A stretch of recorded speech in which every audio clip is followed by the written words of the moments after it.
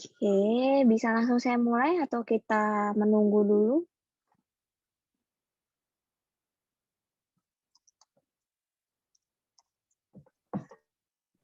Mungkin bisa dimulai aja, Bu.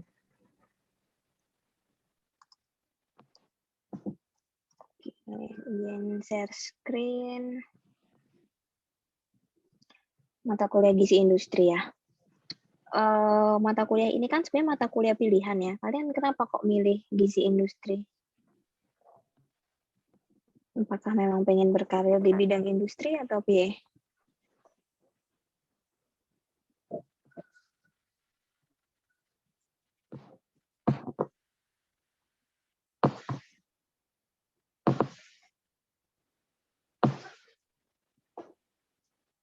Bertanggung jawab guys. Ini kuliahnya jangan disambi tidur ya. Ya, biar saya nggak sedih-sedih amat. Ya udah, kalau gitu saya mulai aja materi hari ini terkait dengan komunikasi gizi, marketing, dan periklanan di dunia industri. Hopefully mata kuliah hari ini yang saya sampaikan menyenangkan ya, karena memang menurut saya pribadi ini topiknya menyenangkan sih. Maksudnya nggak yang terlalu harus hafalan banget atau kayak gimana-gimana, tapi seru lah. Gitu. Ya, ini outline yang akan saya sampaikan terkait komunikasi gizi, itu mulai dari definisi, kemudian media komunikasi gizi, sumber informasi gizi, kemudian kenapa komunikasi gizi menjadi sangat penting, dan bagaimana komunikasi gizi yang efektif. Kemudian untuk marketing gizi, sama belajar mulai definisi, kemudian 5-step model of the marketing process, ya, jadi 5 tahapan model proses marketing atau pemasaran, kemudian bagaimana penyampaian marketing gizi, kemudian nanti sedikit saya tambahin karena sekarang eranya era digital ya, jadi saya tambahin sedikit di penyampaian marketing gizi terkait dengan digital marketing. Kemudian memahami konsumen, peran konsultan gizi, kemudian bagaimana menciptakan added value perception sebagai salah satu bentuk marketing suatu produk food and beverage, kemudian tantangan dalam marketing gizi. Terakhir, untuk periklanan gizi ini regulasi ya, jadi lebih ke arah peraturan Badan POM itu bagaimana bisa mengiklankan gizi dari suatu produk. Oke, kita mulai dengan komunikasi gizi. Ya, jadi sebenarnya by definition apa sih yang dimaksud dengan komunikasi gizi? Ada dua suku kata ya, bukan suku kata sih, ada dua kata di situ, ada komunikasi, ada gizi. Teman-teman mungkin sudah lulus mata kuliah dasar komunikasi ya di situ, terkait dengan sebenarnya komunikasi itu adalah proses mentransfer informasi dari pengirim ke penerima. Jadi dari sender ke receiver menggunakan media, dan kemudian syarat dari komunikasi ini adalah apa yang dikomunikasikan, informasi yang dikomunikasikan, yang disampaikan, itu harus understood, harus dipahami oleh kedua belah pihak. Jadi itu yang akhirnya nanti melatar belakangi kenapa sih ketika kita mengkomunikasikan gizi itu juga harus efektif, supaya apa ya, supaya apa yang kita sampaikan itu nyampe ke receiver-nya, nyampe ke sasarannya dengan persepsi yang sama gitu. Karena kan sering banget kalau komunikasi komunikasi sains ya, nggak hanya gizi sebenarnya, tapi sains secara umum itu kan memang agak sulit gitu kan mengkomunikasikannya, karena memang kita punya bahasa yang sedikit lebih rumit gitu kan, eee, bahasa-bahasa yang ya yang sains, yang sangat gizi sekali gitu, misalnya bicara kalori, nah gitu. Nah, ketika kita membicarakan hal tersebut, make sure kalau receiver kita itu sudah paham apa itu kalori. Kalau misalnya belum paham, ya kita harus jelaskan dulu supaya apa, supaya nanti apa yang dijelaskan, apa yang disampaikan, apa yang kita komunikasikan itu bisa nyampe.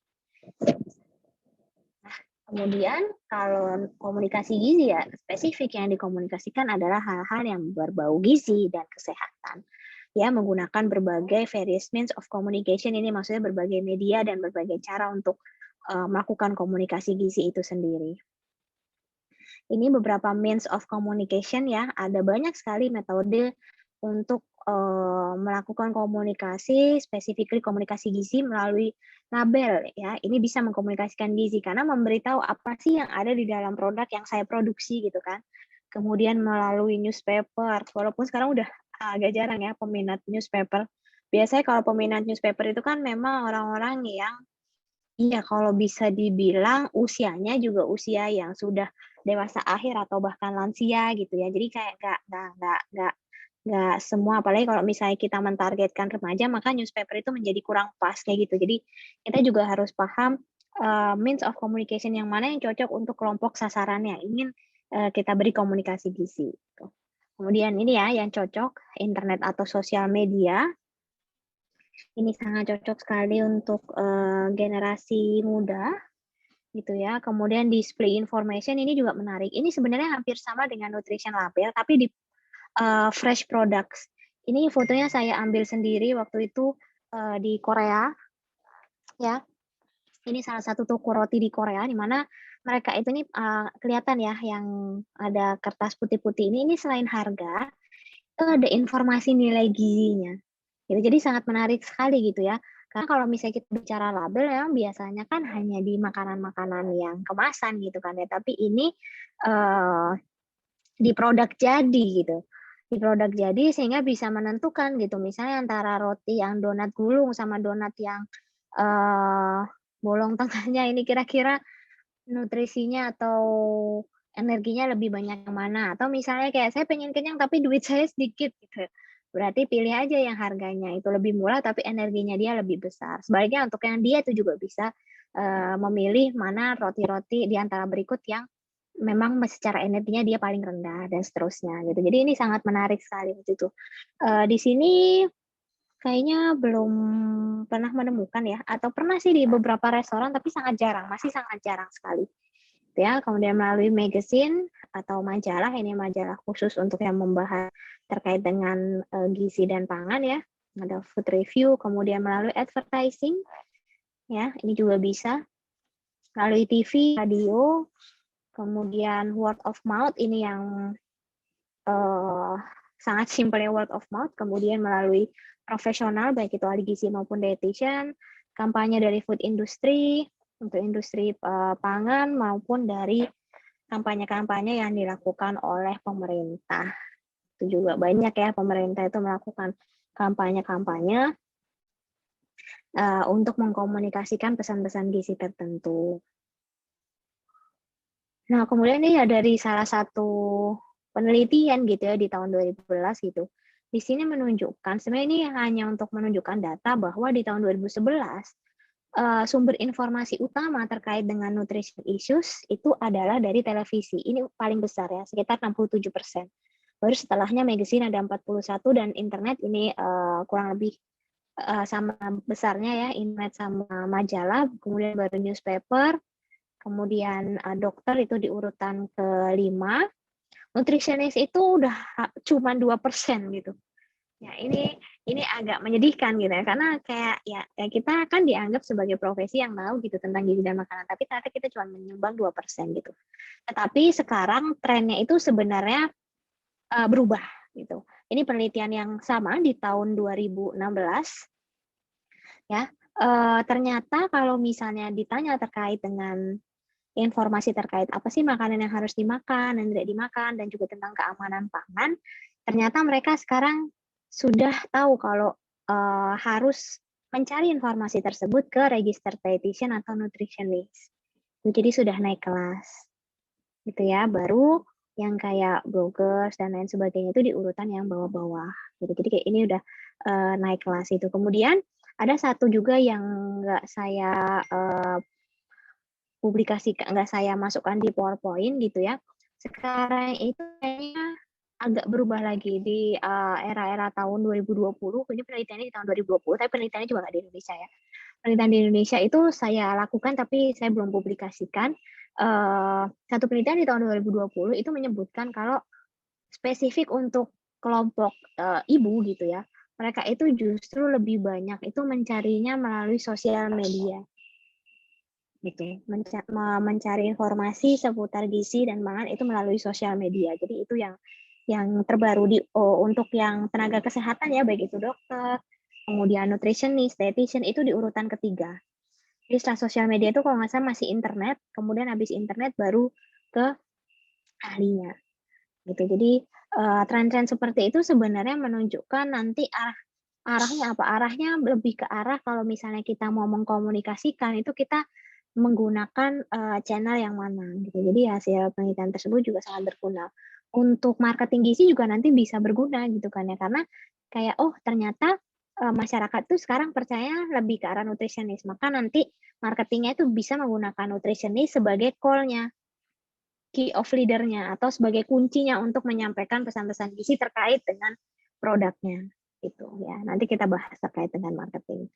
Nah, kemudian kenapa sih harus melakukan komunikasi gizi gitu ya? Ya sebenarnya tujuan utamanya ya supaya orang lebih aware gitu kan ya, tentang gizi gitu. Dan itu terlihat, di beberapa tahun terakhir awareness masyarakat terkait gizi itu sangat meningkat, terutama di era pandemi COVID-19 ya, awareness-nya semakin meningkat gitu. Kenapa? Karena sudah digaung-gaungkan kalau misalnya punya comorbid ya, misalnya obesitas saja gitu ya, yang sebenarnya bukan bukan apa ya, bukan masalah medis gitu ya, tapi ada kelebihan status gizi yang itu, eee, lebih meningkatkan kerentanan untuk terinfeksi COVID-19, ketika kena Covid juga meningkatkan resiko untuk menggunakan ventilator.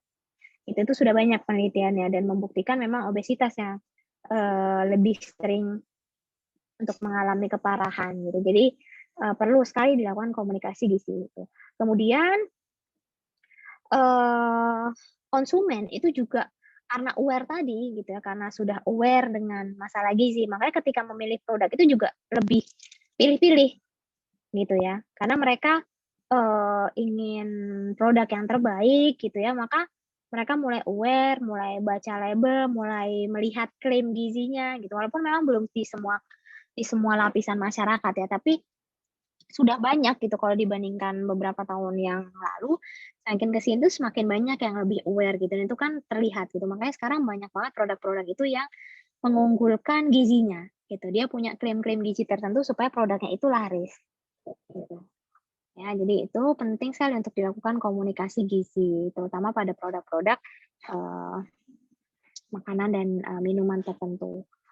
Kemudian sekarang juga media-media, baik media yang print, media cetak, kemudian media elektronik, dan lain sebagainya, itu memang sangat, banyak sekali yang sekarang itu mencari nutritionist. Kalau dulu mungkin kita nggak banyak dilirik ya, nggak banyak dilirik gitu, tapi sekarang kita mulai banyak dilirik ya, asal usulnya karena tadi, karena, orang lebih banyak percaya sama nutritionist, akhirnya nutritionist-nya banyak dicari-cari, gitu. Nanti saya tunjukkan deh, saya juga semakin ke sini semakin merasa banyak produk-produk yang aware, even produk-produk yang dianggap tidak sehat ya, kayak misalnya minyak goreng.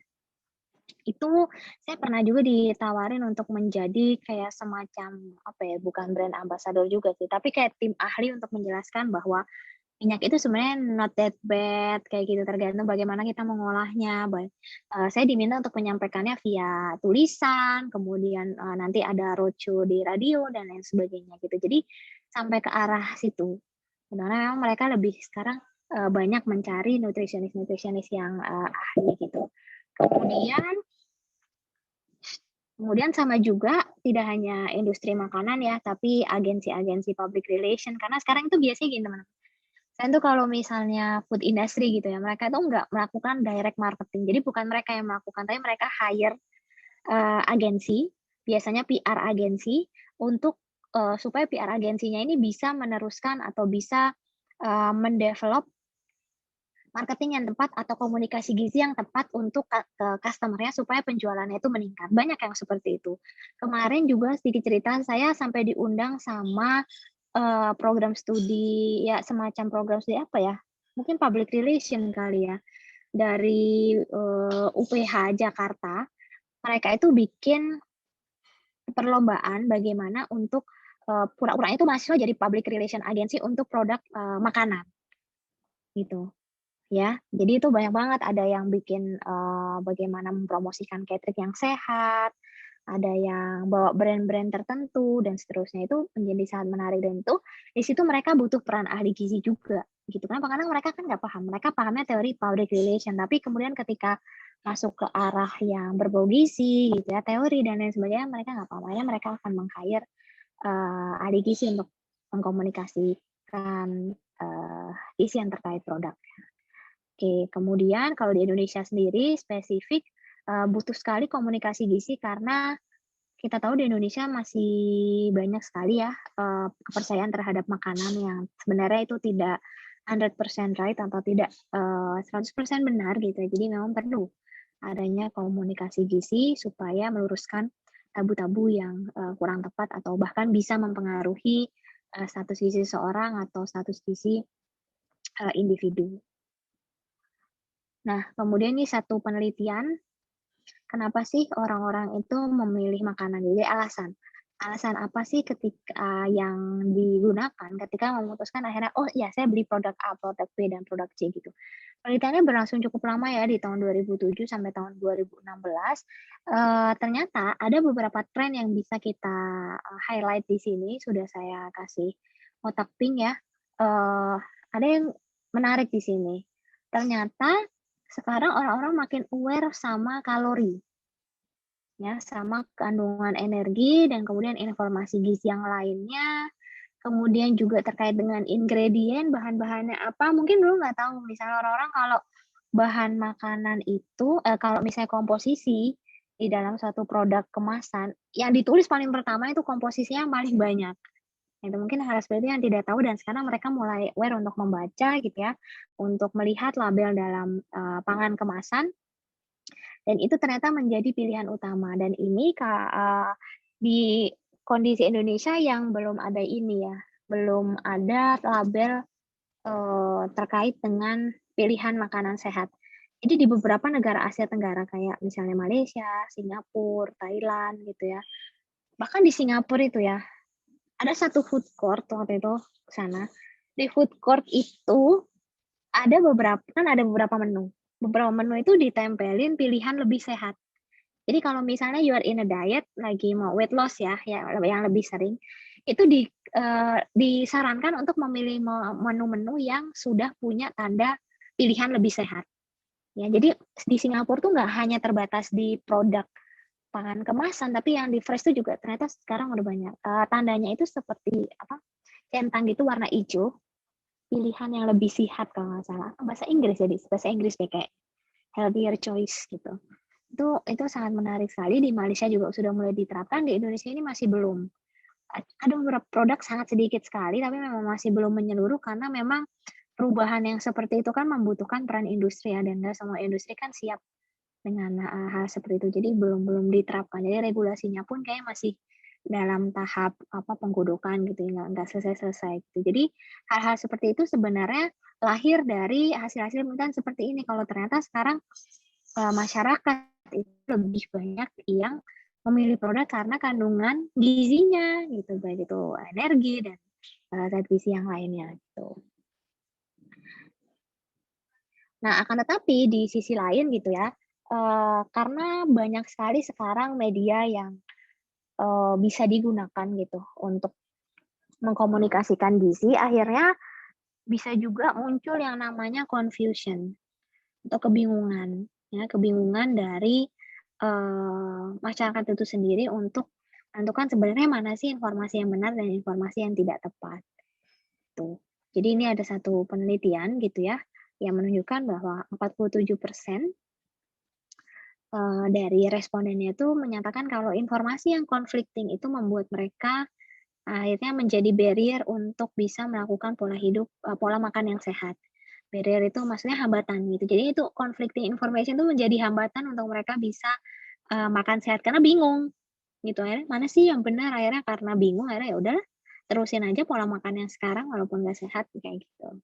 Ya jadi memang, ini jadi salah satu tantangan juga bagi kita bagaimana supaya kita bisa, meluruskan informasi-informasi yang memang conflicting gitu. Walaupun nanti pada akhirnya pilihan, kembali ke masing-masing ya, kayak misalnya kemarin deh diet yang lagi hits itu kan, diet yang lagi hits, dietnya, artis gitu kan, itu juga sebenarnya kan akhirnya banyak ahli gizi yang turun tangan untuk meluruskan hal tersebut dari informasi yang salah, gitu. Cuman memang ada beberapa hal-hal yang, eee conflicting, yang ini butuh effort lebih untuk bisa meluruskan hal tersebut gitu. Karena ya balik lagi orang kan sekarang seperti tadi saya bilang ya, cari informasi yang lebih banyak tuh di sosial media. Berarti kan sekarang kayak ya udah siapa aja yang lebih kuat di sosial media kan, siapa yang bisa bikin konten banyak-banyakan, bikin konten lebih sering dan seterusnya, itu yang akan lebih dilihat kan, dibandingkan kita yang sebenarnya jauh lebih ahli secara keilmuan, gitu.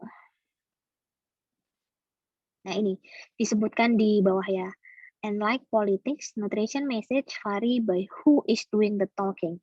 As a result, people often feel overwhelmed and confused by all the conflicting message about what they are supposed to eat. Gitu.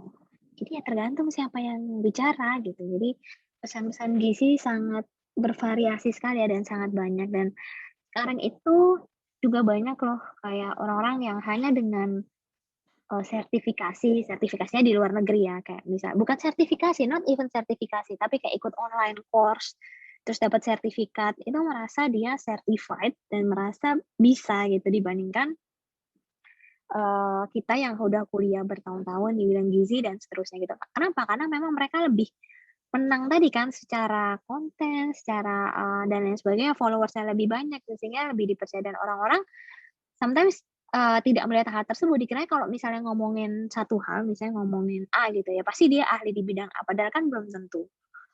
Kayak gitu, ya itu jadi tantangan lah teman-teman, semoga nanti teman-teman bisa mungkin jadi salah satu influencer yang influencer gizi yang sangat famous, bisa kasih informasi gizi yang tepat ya. Kemudian terkait dengan inconsistent nutrition message atau pesan gizi yang tidak konsisten ya, masih sambungan dari yang tadi, banyaknya itu informasinya kontradiktif. Jadi antara satu ahli dengan ahli yang lain itu kontradiktif atau konsisten cuma 32% dan sisanya dia tidak tahu. Gitu. Jadi memang kalau misalnya seseorang cari informasi tertentu melalui beberapa channel, banyaknya itu informasinya yang kontradiktif gitu. Jadi yang dia dapatkan di sosial media itu beda, nanti dia dapat di internet itu beda lagi, bahkan di sosial media si A dan si B itu beda lagi, dan seterusnya. Oke, kemudian untuk bagaimana membuat komunikasi gizi menjadi efektif, kita harus memahami sebenarnya apa sih yang dipikirkan oleh konsumen. Gitu ya. 5W1H, kemudian harus melakukan yang namanya consumer research. Even kalau teman-teman belum tahu ya, di dunia pekerjaan itu ada beberapa perusahaan atau company yang memang khusus untuk menjalankan customer research atau consumer research. Jadi penelitian konsumen-konsumen gitu. Itu ada banyak, dan beberapa juga butuh lulusan gizi, S1 gizi. Kenapa? Karena ya kan kita dianggap paham gitu ya. Kira-kira kalau misalnya orang milih produk susu nih, kira-kira apa yang dicari? Mungkin nggak sih orang, aku pengen dapat vitamin B, terus minum susu, kan enggak. Susu selalu identik dengan kalsium dan vitamin B. Maka karena kita tahu hal tersebut, kemudian nanti kita fokuskan bagaimana membuat produk yang bisa mengunggulkan kalsium dan vitamin D-nya dan seterusnya. Jadi kita bisa melakukan penelitian pada calon konsumen gitu. Sebenarnya apa sih yang mereka inginkan, apa sih yang mereka pikirkan gitu. Kemudian kalau misalnya harganya segini, mereka mau beli nggak ya, kayak gitu. Ya, jadi banyak sekali aspek-aspek juga dalam consumer research yang ini juga membutuhkan peran dari seorang sarjana gizi gitu ya. Dan biasanya kenapa sampai ada perusahaan consumer research? Karena memang banyak sekali industri-industri pangan gitu ya, industri makanan dan minuman yang membutuhkan consumer research ini, tapi daripada dia meng-hire staff tertentu gitu ya, mereka better meng-hire dari company lain untuk melakukan consumer research, karena kan biasanya customer research ini kan tidak dilakukan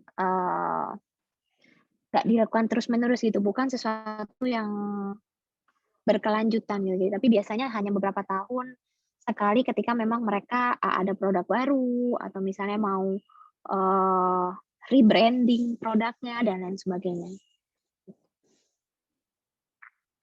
Nah ini dari hasil consumer research yang dilakukan oleh food marketing industry.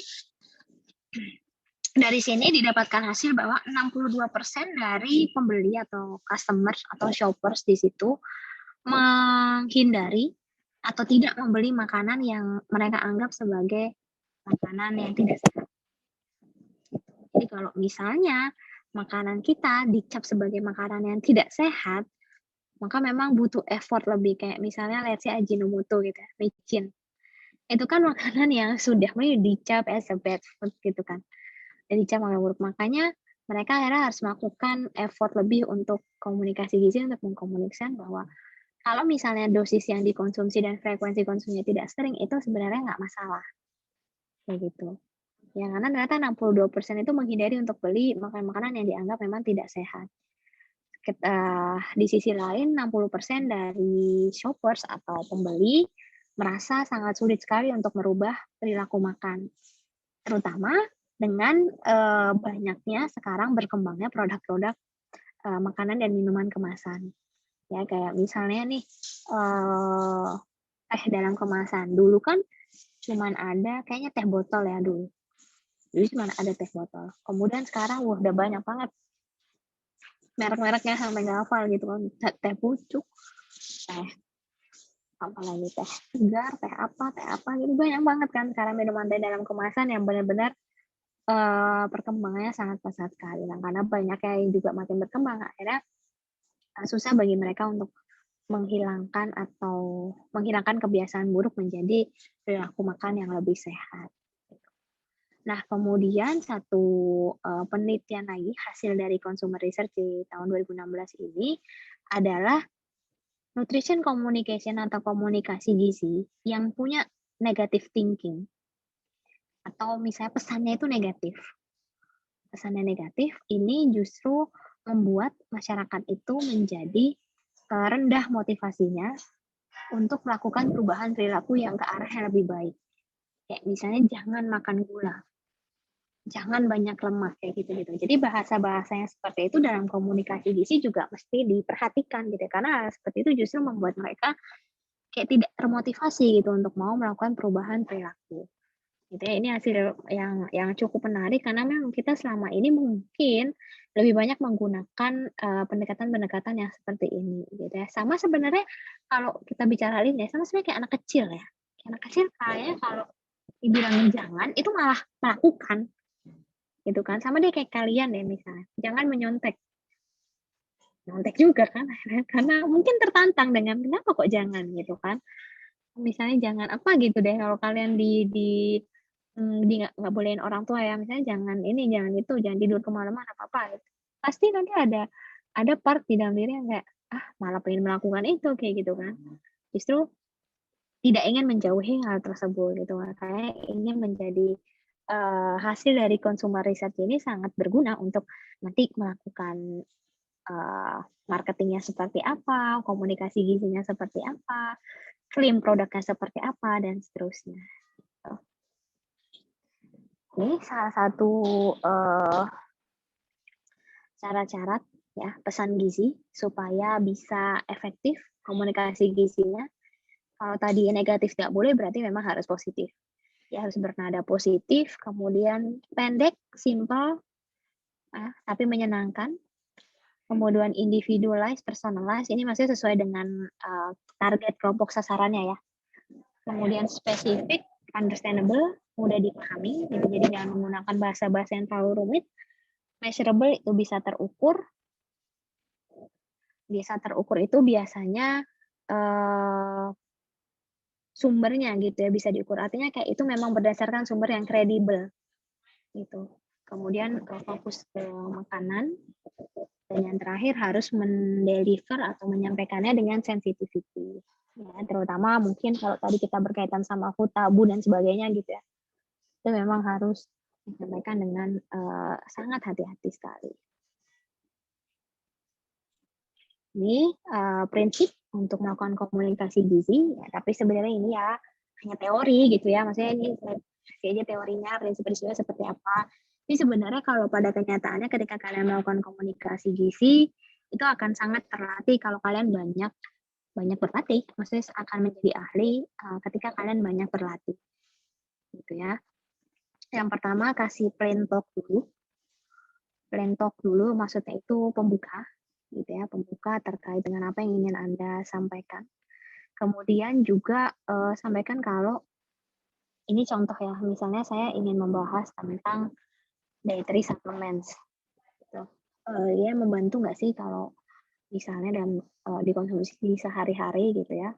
Kemudian untuk pep talk-nya itu saya jelaskan gitu bahwa tidak ada yang namanya superfood, tidak ada yang namanya kayak apa ya, suplemen yang benar-benar bagus banget gitu. Karena gizi itu sangat banyak dan sangat bervariasi. Jadi memang kuncinya itu harus makan bergizi seimbang dulu. Nah, seperti itu. Kemudian Anda sebutkan terkait dengan hal-hal yang mendukung secara sains, gitu ya, itu wajib sih karena kita kan ya istilahnya sebagai apa ya ahli yang lulus dari pendidikan formal gitu kan ya, jadi memang harus memberikan hal-hal yang berbau saintifik dan harus update, itu yang penting. Kita jadi sebisa mungkin memberikan informasi yang update ya, karena sains itu evolutionary bukan revolutionary. Jadi evolutionary itu maksudnya ya seiring dengan bertambahnya waktu kalau misalnya ada penelitian-penelitian yang terbaru gitu ya, pasti kita harus mengikuti. Ya harus update gitu ya, jangan hanya terpaku dengan satu pemahaman yang itu-itu saja gitu. Kemudian harus berhati-hati ketika berkomunikasi ya. Selain tadi ada sensitivity juga intinya ini jangan sampai membuat informasi yang potentially misleading. Ya, misalnya menyebutkan medical miracle kayak tadi loh superfood dan lain sebagainya gitu. Itu mesti hati-hati. Even kita ini ya, walaupun kita di-hire oleh suatu perusahaan yang dia mengklaim dirinya sebagai misalnya medical miracle atau scientific breakthrough gitu ya, tapi kita tetap harus berpegang teguh sama keilmuan gizi kita, bagaimana melihat itu dari aspek gizinya. Sebagai contoh kayak misalnya saya di-hire sama perusahaan susu formula. Padahal kan sebenarnya produk susu formula itu in several case itu kan tidak baik gitu ya. Tapi mereka ingin saya itu membawakan gimana pokoknya susu itu hebat dan lain sebagainya gitu. Itu nggak boleh karena itu melanggar juga kan kode etik. Melanggar kode etik saya sebagai ahli gizi, sebagai nutritionist, sehingga bagaimana saya bisa menyampaikan informasi yang saya ketahui tapi tanpa terlalu mengagung-agungkan produk tersebut gitu. Jadi biarkan customer-nya akhirnya berpikir gitu, mana yang terbaik untuk anaknya gitu, untuk memilih susu formula yang mana dan seterusnya. Lebih sih kayak gitu. Kemudian pesan yang lain, prinsip keempat, membuat pesan yang meaningful, kemudian cite the study, point out the peer review process, ini kalau ada ya. Ini kalau ada, tapi kadang emang kadang selama karena kita lihat psikologisnya orang Indonesia ya, selama penelitiannya itu dilakukan misalnya kayak bule gitu sama orang luar itu kayak kepercayaan diri mereka itu meningkat. Padahal belum tentu jurnal yang di-cite itu adalah jurnal yang tepat, paham nggak maksud saya? Karena kan sekarang jurnal di luar negeri itu ya banyak ya, sama lah. Kualitasnya itu juga ada yang jelek, ada yang bagus banget, ada yang jelek banget, gitu. Jadi even dari luar negeri pun nggak semuanya itu juga benar gitu. Jadi ini juga menjadi trik tersendiri ya teman-teman kalau misalnya men-cite suatu studi juga dilihat dia jurnalnya dari mana. Jangan jurnal yang asal-asalan gitu ya. Hasil studinya itu bisa menurunkan kayak semacam kredibilitas kita lah ketika menyampaikan komunikasi gizi. Oke, kemudian itu hindari konflik of interest. Itu juga sangat penting sekali. Kemudian ini ada beberapa another form of communication in nutrition ya. Jadi beberapa jenis komunikasi gizi yang lainnya, media komunikasi gizi yang lain selain tadi yang banyak saya sebutkan di awal. Ini melalui conference atau diseminasi ya. Ini ada Asian Congress of Nutrition di tahun 2019 dan banyak setiap tahun itu pasti ada. Ya kongres-kongres seperti ini ada yang sangat spesifik misalnya membahas nutrition and growth, ada yang spesifik membahas terkait dengan enteral parenteral nutrition, itu ada semuanya gitu. Jadi memang kalau ini kan umum ya, kalau mau sangat spesifik itu ada. berdasarkan topik-topiknya. Ini contoh yang pertama, posyandu. Biasanya ini pesan-pesan atau komunikasi yang dilakukan di posyandu dan puskesmas. Untuk seperti ini, ada yang mau komentar nggak? Kira-kira kekurangannya apa dan kelebihannya apa?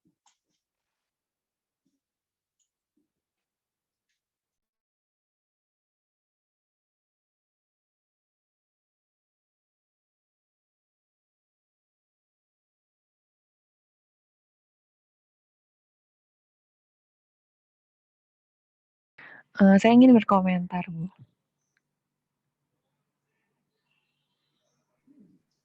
Ya, silahkan.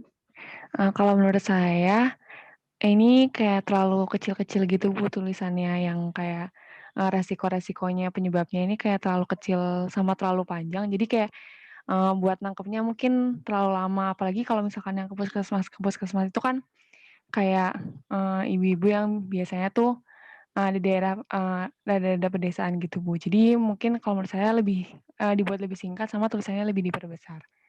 Seperti itu, Bu. Ya, betul. Saya setuju ya, Dea. Terima kasih, Dea. Jadi ini memang tulisannya sangat kecil sekali. Ada kemungkinan orang tidak tertarik gitu kan. Dan pesannya itu kayak apa ya, kayak scattered gitu. Lebih pendek, kemudian lebih kurus, kemudian terus namanya sebenarnya bagus ya, tapi kayak nggak ke-highlight gitu, pesan-pesan akibat kekurangan gizinya. Mungkin karena dia background-nya warna hijau, kemudian tulisannya warna kuning, nah ini kan juga menjadi bisa menjadi masalah tersendiri gitu ya, karena kan akhirnya nggak kelihatan gitu, rancu gitu kan.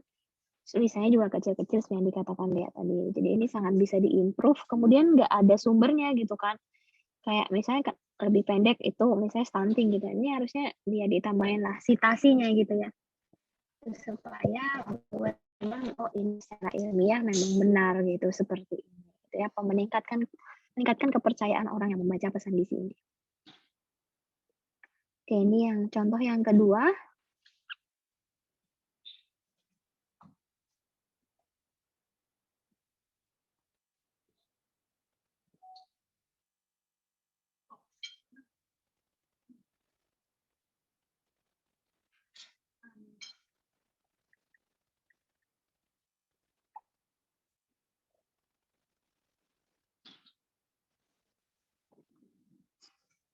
Nah, ini ya contoh yang tadi dia kasih sumbernya, sumber citasinya. Kemudian pesannya itu singkat gitu dan mudah diterima gitu kan ya. Konsumsi ikan setiap hari bisa menurunkan risiko depresi dan seterusnya. Gitu. Ini kayaknya salah satu pesan yang diberikan pada saat Pekan Sarapan Nasional di tahun 2018.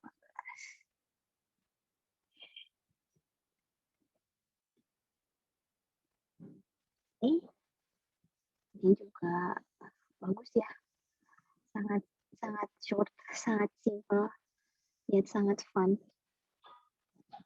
Ini kampanye tentang ASI eksklusif sebenarnya. Nah, ASI eksklusif, kalau misalnya tidak dikasih ASI eksklusif, dia manggil ibunya ke sapi, bukan ke ibunya. Nah, dikasihnya kan susu formula. Di jodohnya bayi ya ASI. Dan ini agak kelihatan ya di bawahnya ini karena memang saya kopinya nggak high resolution, jadi ini keterangan aja kenapa kok ASI itu yang terbaik. Mengandung zat gizi, kemudian ada dalam 6 bulan pertama tanpa tambahan apapun dan seterusnya. Kemudian contoh selanjutnya ini audiovisual ya, bisa teman-teman cek nanti di YouTube. Intinya sekarang kalau audiovisual udah banyak banget ya, baik di YouTube maupun di televisi, dan beberapa memang lebih suka konten yang audiovisual. Di TikTok juga sekarang salah satu aplikasi penyebar konten ya, TikTok. Itu juga sekarang banyak banget informasi-informasi yang berkaitan dengan gizi yang disampaikan di situ. Ya, kalau untuk remaja mungkin memang tepat ya untuk kasih pesan melalui TikTok itu, atau untuk anak-anak yang main di TikTok itu.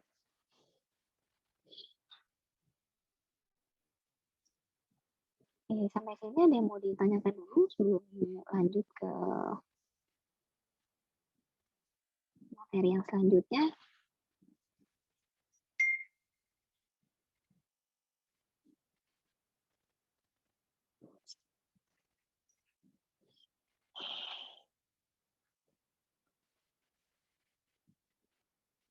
Kalau tidak ada, kita masuk ke nutrition marketing atau marketing gizi. Ini kalau teman-teman mau masuk ke dunia marketing ya, as a marketer atau sebagai MT di suatu perusahaan, itu harus biasanya paham nih terkait dengan nutrition marketing. Kita awali dulu dengan definisi. Jadi apa sih yang disebut dengan marketing?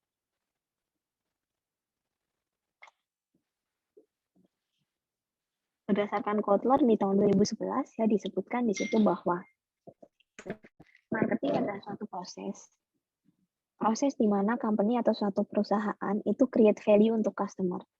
Sehingga kalau dia create value untuk customernya akhirnya mau membeli produk tersebut.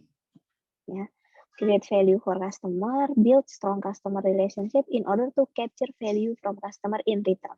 Yang dimaksud to capture value from customer ini maksudnya customer jadinya beli. Itu value-nya dalam bentuk uang gitu kan. Dia spend uangnya untuk membeli produk tersebut gitu. Jadi suatu proses di mana akhirnya kita bisa membuat orang itu mau beli produk kita. Makanya itu kayak gitu. Ya. Nah, create value for customer ini yang akhirnya berbeda-beda, artinya sangat luas sekali dan antar produk itu bisa berbeda-beda value yang dibawa gitu. Ada value-nya kayak misalnya ada rangkaian teh tadi ya, ada produk teh, ada yang dia value-nya itu diambil dari pucuk daun teh sehingga lebih wangi, ada yang value-nya dia zero sugar, ada yang value-nya less sugar, ada yang value-nya macam-macam. Dan itu yang di-create oleh suatu company supaya orang mau beli produknya mereka. Itu yang disebut dengan marketing. Ya, ini dalam bahasa Indonesia atau definisi dari American Marketing Association yang sudah saya translatekan merupakan serangkaian proses untuk menciptakan, mengkomunikasikan, dan mengantar serta mempertukarkan penawaran yang mempunyai nilai bagi konsumen, klien, atau partner dengan cara yang menguntungkan organisasi, maksudnya menguntungkan company-nya, menguntungkan perusahaan makanan itu tadi. Gitu. Ya, jadi ini kurang lebih definisi yang sama, gitu ya, terkait dengan apa sih yang disebut dengan marketing. Ya. Jadi marketing itu juga suatu proses bagaimana membuat produk kita itu stand out. Kenapa? Karena kalau misalnya produk kita stand out, maka orang kan akan tertuju sama produk kita dan akhirnya lebih banyak yang memilih produk kita dibandingkan produk yang lain. Let's say kayak misalnya tadi deh produk teh, kemudian misalnya ada produk teh yang dikasih stempel pilihan lebih sehat. Ya, itu kan sangat membedakan produk dia dengan produk yang lain yang membuat mungkin chance produk itu untuk dipilih jauh lebih besar dibandingkan produk yang lain yang belum memiliki cap pilihan lebih sehat itu tadi. Gitu. Jadi sebenarnya regulasi dari pelabelan itu juga sangat penting sekali untuk membentuk behavior konsumen, artinya perilaku konsumen dalam memilih makanan yang lebih sehat juga. Gitu sayangnya mungkin di Indonesia belum siap. Ya, jadi marketing itu membuat bagaimana produk kita menjadi stand out. Tidak hanya tadi dari label, tapi juga dari komposisi atau dari karakteristik produk itu sendiri ya. Misalnya nih, semua produk roti warnanya kuning. Oh, dia ada produk roti yang warnanya merah. Ya stand out kan. Nah, dia memarketingkannya di situ. Ini loh produkku warna merah, beda sama yang lainnya. Jadi harus dicoba, harus dibeli gitu. Ya. Jadi bagaimana membuat produk kita stand out? Yang pertama harus memenuhi kebutuhan customer, ya. Sesuai nggak sih sama kebutuhan customer? Karena kalau misalnya stand out tapi nggak sesuai sama dipilih gitu kan. Gitu. Jadi memenuhi kebutuhan dari konsumen. Kemudian ada bukti sainsnya juga, ada bukti ilmiahnya juga. Kemudian melakukan edukasi ke konsumennya. Kemudian juga harus memenuhi standar regulasi, ya.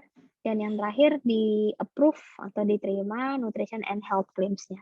Untuk yang dua poin yang terakhir ini tentu juga berdasarkan ini ya Badan POM kalau di Indonesia, kalau di luar negeri ada di Amerika itu ada FDA, dan masing-masing negara pasti juga punya semacam badan POM-nya gitu.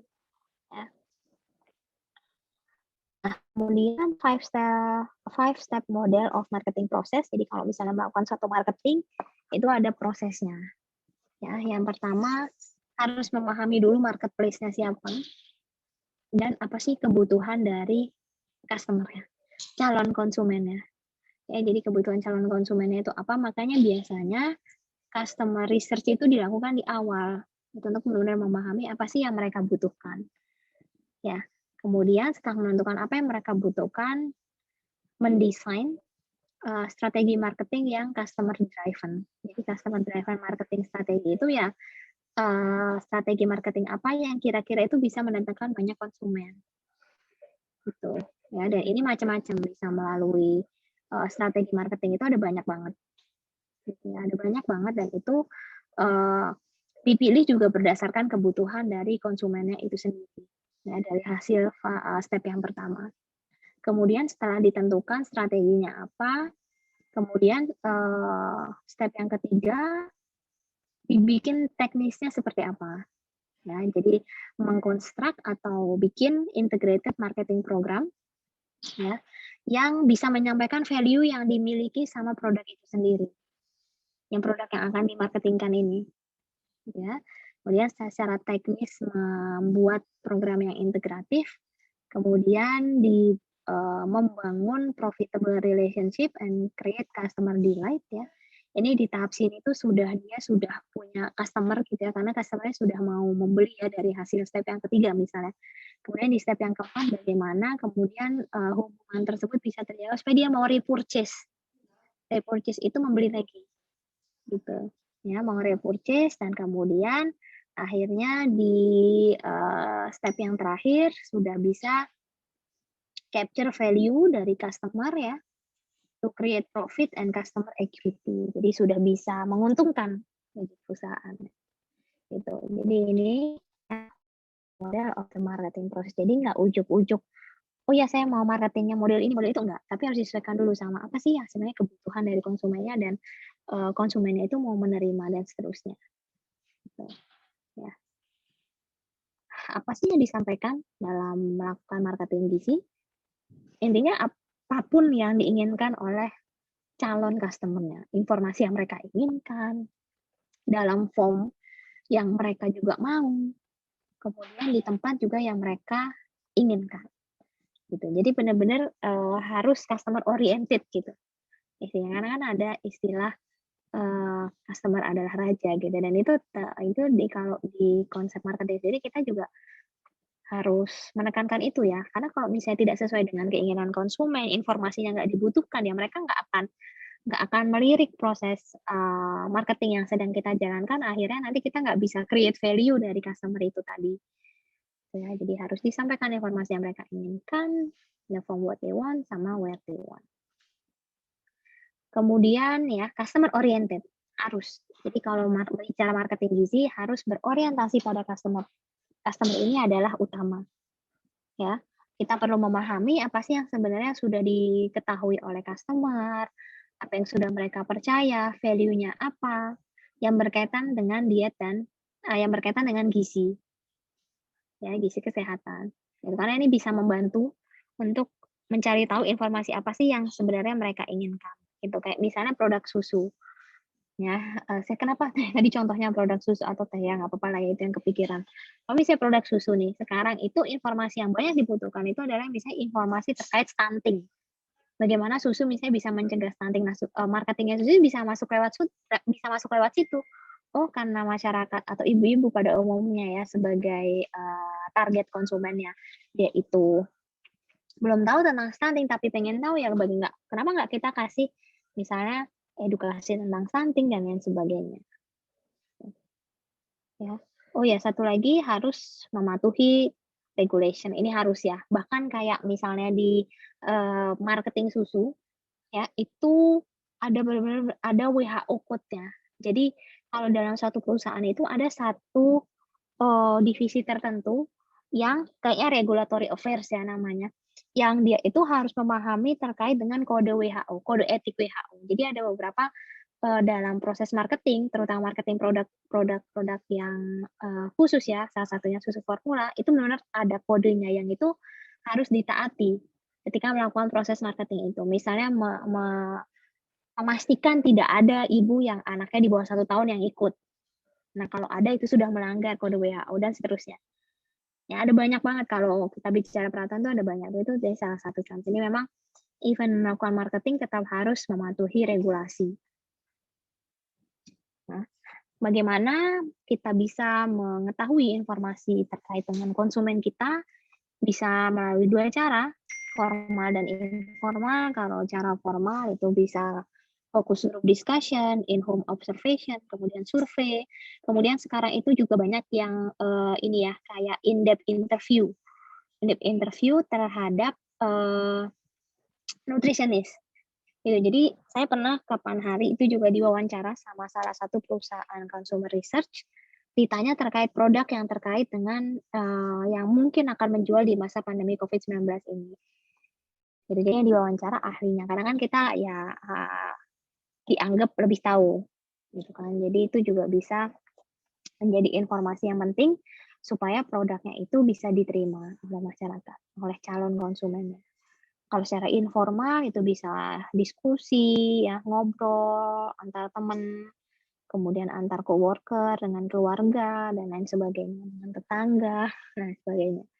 Ya, itu juga bisa menjadi salah satu jalan masuk untuk mengumpulkan informasi terkait dengan customer. Nah, ini yang tadi saya bilang, salah satu tambahannya adalah terkait dengan digital marketing. Jadi, pertama di era 4.0 gitu ya. Era 4.0 kita tahu sekarang semuanya itu serba digital. Digitalisasi itu sangat banyak sekali sehingga marketing pun juga mengarah ke digital marketing. Saya sebenarnya tidak terlalu ahli ya dalam digital marketing, tapi saya menjalankan digital marketing ini dalam berbagai upaya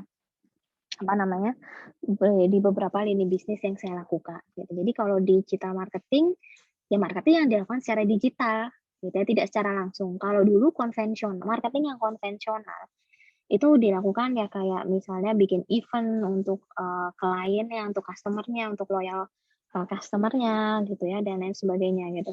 Tapi sekarang arahnya sudah ke arah digital marketing. Jadi digital marketing ini lebih memudahkan ya. Kalau dari segi cakupan, yang dicakup itu bisa jauh lebih banyak kalau digital marketing. Ya dibandingkan yang marketing konvensional. Walaupun mungkin secara biaya mungkin kurang lebih sama ya. Cuman beda peruntukannya. Kalau yang konvensional mungkin memang lebih banyak dananya untuk ya bagaimana setting tempatnya dan lain sebagainya, transport. Tapi kalau digital marketing memang lebih ke develop kontennya dan mungkin platform-platform yang lain juga butuh dana kayak misalnya develop website dan lain sebagainya. Jadi ini ada beberapa contoh digital marketing yang menggunakan sosial media itu sangat banyak sekali dilakukan. Sosial media, kemudian influencer marketing. Sosial media marketing pun sekarang berkembang banyak ya, berkembang banyak banget. Kayak misalnya banyak yang produk-produk makanan dan minuman yang memang khusus untuk kelompok tertentu, akhirnya dia menggandeng beberapa influencer tertentu gitu. Ada juga kayak misalnya Yellow Fit Kitchen, kalian tahu nggak? Yellow Fit Kitchen itu salah satu catering diet yang brand ambasadornya itu Rachel V-nya, tahu kan? Gitu. Walaupun tuh beberapa teman saya yang ahli gizi ada yang menentang sih, maksudnya, oh masa sih segini cuma 400 kalori dan sebagainya. Itu ada yang menentang beberapa penyelenggara itu contoh salah satu digital marketing juga kan, punya brand ambassador. Atau saya baru tahu juga setelah saya itu kemarin jadi juri di public relation competition itu yang ada yang namanya tadi call key of leader gitu. Jadi kayak misalnya produk tadi ya Yellow Fit Kitchen, call-nya itu si HLV-nya. Atau mungkin kalian bisa menyebutkan ya produk-produk yang lain. Saya nggak kepikiran. Ada produk Puro ya kalau nggak salah yang baru. Produk Puro itu kalau nggak salah dia menggandeng call-nya itu kalau nggak Hans Bowling sama si Diet Santuy. Yang punya akun Diet Santuy. Kan dia nggak pakai namanya. Saya lupa itu namanya siapa. Atau produk-produk yang lain kayak Soy Joy. Itu juga banyak kan call-nya. Ada kelas cutting Anda, Mas Rizal, dan lain sebagainya. Jadi itu salah satu juga contoh digital marketing yang banyak dilakukan. Video advertising ini banyak kita lihat di YouTube ya, di iklan-iklan gitu tergantung mungkin dia sudah punya algoritma gitu ya, YouTube apa sih yang kita tonton sehingga nanti iklan yang muncul, iklan makan dan minuman itu ya juga yang sesuai sama itu, sama apa yang sering kita tonton, atau sering kita ketik di search, atau sering kita jadi kayak, saya nggak tahu ya, teknologi itu kayak hebat banget gitu. Saya kayaknya baru kepikiran apa, tiba-tiba di Instagram saya tuh muncul, eee, iklan yang barang yang saya butuhkan itu. Ya, keren banget gak sih? Yang ini dukun apa gimana ya gitu. Jadi bener-bener sesuai gitu, apa yang saya cari itu muncul di situ. Muncul di Instagram saya atau di mana. Nah, itu kayaknya memang ada satu proses yang mungkin saya nggak paham gimana ya berkaitan dengan ID dan sebagainya, tapi mereka bisa menciptakan itu, gitu. Jadi karena saya sering banget ngasih, kuliah WhatsApp tentang susu, jadi video advertising di YouTube saya itu selalu produk susu. Selalu itu muncul. Karena mungkin ya itu berdasarkan apa yang sering kita kita pakai di HP kita gitu, atau sering keyword-nya sering muncul dan seterusnya, gitu, ya. Kemudian email marketing itu juga bisa, dilakukan, book SMS itu juga bisa, ini saya barusan juga dapat book SMS dari salah satu produk susu lagi, ya. Atau display mobile, ads ini juga bisa dilakukan melalui website, juga bisa ya, mereka punya website-website, tersendiri, itu juga bagian dari digital marketing. Nah, ini contoh digital marketing yang dilakukan oleh Nestle. Di line produknya itu ada Nestle Batita, saya semua produk Nestle ya. Nestle Batita, kemudian Denko. Denko itu Nestle juga nggak sih? Denko itu ada juga, dan dia mencari nutritionist untuk menjalankan digital marketing ini. Dan dicarian nutritionistnya yang punya anak juga, yang memang usianya antara 1 sampai 3 tahun, ya, supaya memang lebih dekat sama customer-nya gitu. Dulu awal-awal itu, ada narasumber yang laki-laki ya, tapi kemudian merasa kurang cocok dengan, ibu-ibu gitu kan ya, mungkin nggak relate gitu ya, nggak relate gitu ya. Akhirnya waktu itu saya diminta, dan kelas ini saya udah menjalankan lebih dari 100 kelas, dari Sabang sampai Merauke melalui WhatsApp. Kenapa melalui WhatsApp? Ya karena ini juga kan digital marketing gitu kan ya, gitu. Walaupun nanti setelah kuap itu mereka dikasih sampel, susu gratis dan sebagainya, ya itu juga bagian dari marketing, tapi digital marketing itu lebih ke arah sini, gitu. Ya, dengan tema yang mereka butuhkan, temanya itu benar-benar yang relate sama ibu-ibu. Ada 3 tema, yang pertama tema tentang gizi seimbang, itu yang umum, tema kedua ini tentang stunting, dan tema ketiga itu tentang GTM, atau gerakan tutup mulut. Nah, itu masalah kebanyakan ibu-ibu gitu, ya, gitu. Oke. Ada pertanyaan sampai di sini? Saya ambil minum dulu ya. Kalau ada yang mau tanya, tanya aja ya, soalnya saya pakai AirPods jadi bisa dengar kalau kalian.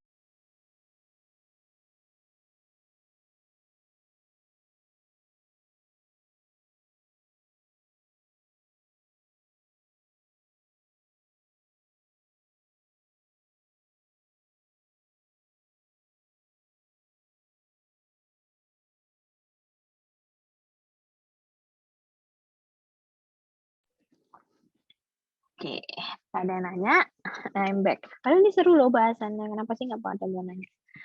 Oke, terus selanjutnya bagaimana suatu, industri itu juga bisa memahami konsumennya, ya. Consumer is your boss, itu tadi ya, harus berorientasi pada customer, jadi apa yang mereka butuhkan.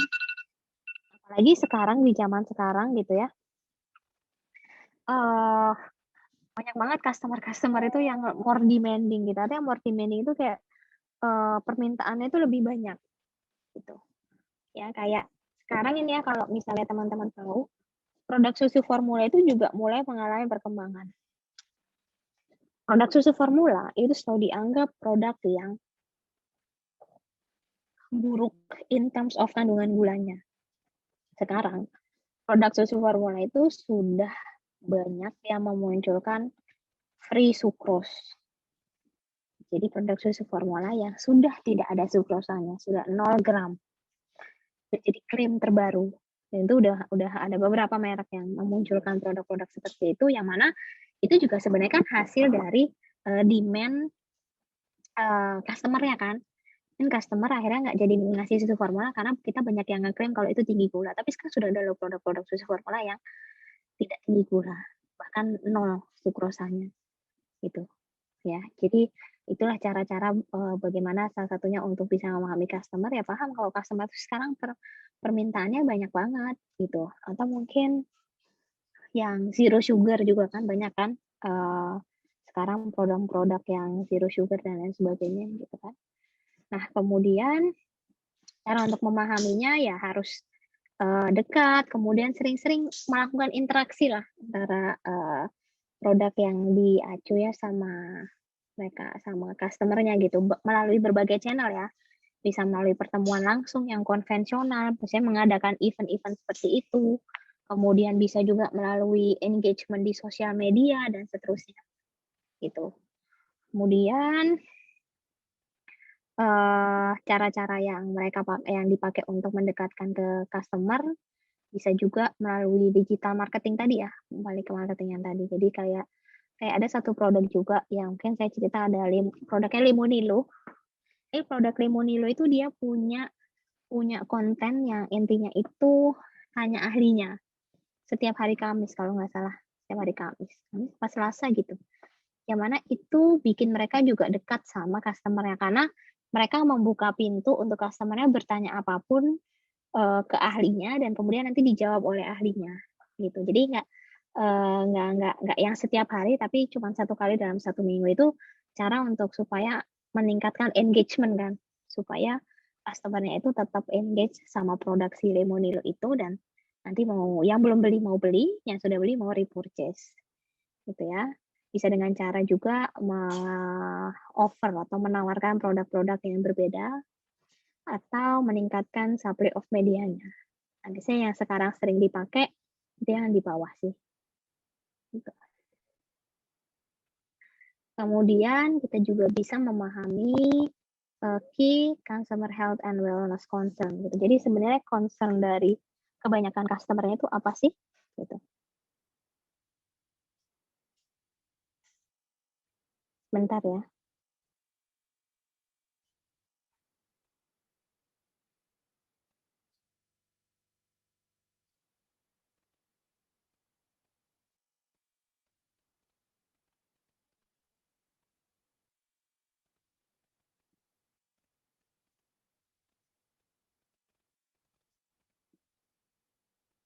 Karena kalau misalnya kita bisa paham, suatu perusahaan itu bisa paham apa sih yang menjadi concern dari customer-nya ketika mereka akan mendevelop program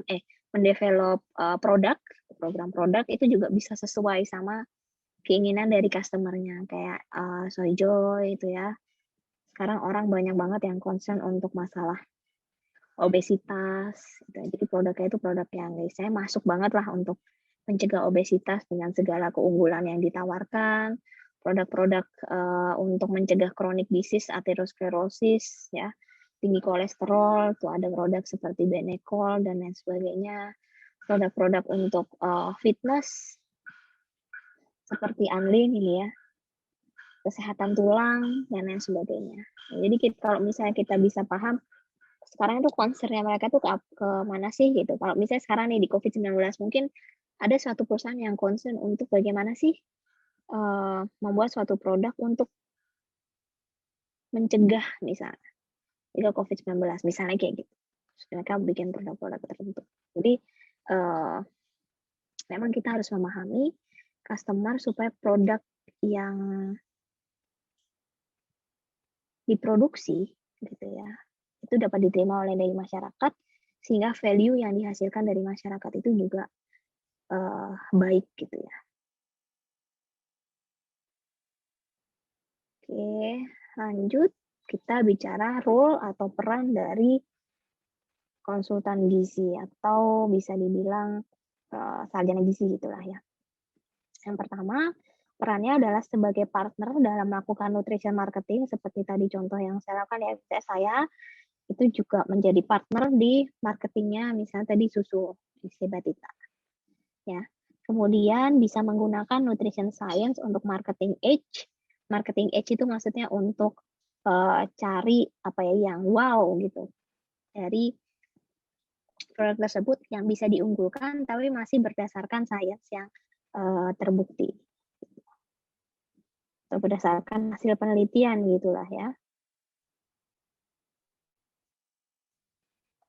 Kemudian bisa mentranslate hasil penelitian gizi ya menjadi bahasa yang lebih mudah untuk dipahami, lebih efektif, lebih simpel, lebih pendek gitu karena nggak mungkin dong kita provide jurnal dan sebagainya.